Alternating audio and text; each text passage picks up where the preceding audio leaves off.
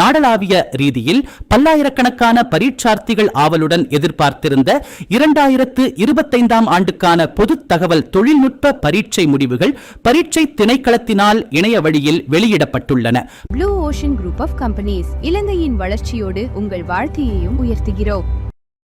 பரீட்சை திணைக்களம் நேற்று இரவு விடுத்துள்ள விசேட ஊடக அறிக்கையின்படி பரீட்சார்த்திகள் அனைவரும் தங்களின் பிரத்யேக பரீட்சை சுற்றிலக்கங்களை முறைப்படி உள்ளீடு செய்வதன் மூலம் திணைக்களத்தின் உத்தியோகபூர்வ இணையதளங்களான www.tunets.lk மற்றும் www.results.exams.gov.lk ஆகிய மின் தளங்களினூடாக தங்களின் பரீட்சை முடிவுகளை தற்பொழுது உடனடியாக அறிந்து கொள்ள முடியும் என தெரிவிக்கப்பட்டுள்ளது. இப்பாரிய தேசிய தகவல் தொழில்நுட்ப பரீட்சைக்காக நாடளாவிய ரீதியில் ஒட்டுமொத்தமாக 2,02,335 விண்ணப்பதாரர்கள் உத்தியோகபூர்வமாக விண்ணப்பித்திருந்தனர்.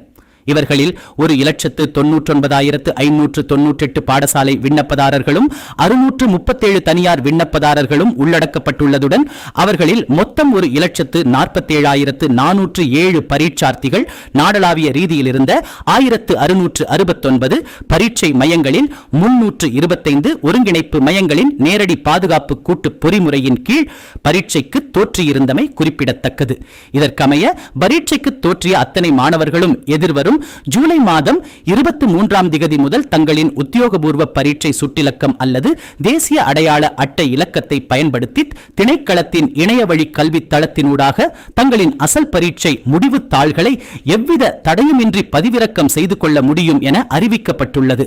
நாடளாவிய ரீதியிலுள்ள அத்தனை பாடசாலை அதிபர்கள் மற்றும் பிராந்திய கல்வி பணிப்பாளர்களும் தங்களுக்கு வழங்கப்பட்டுள்ள விசேட கணினி குறியீட்டு உத்தியோகபூர்வ கடவுச்சொற்களை பயன்படுத்தி தத்தமது பாடசாலைகளுக்குரிய ஒட்டுமொத்த முடிவு தாள்களையும் இணைய வழியாக தடையின்றி பதிவிறக்கம் செய்வதற்கான அவசர சலுகைகளும் வழங்கப்பட்டுள்ளன.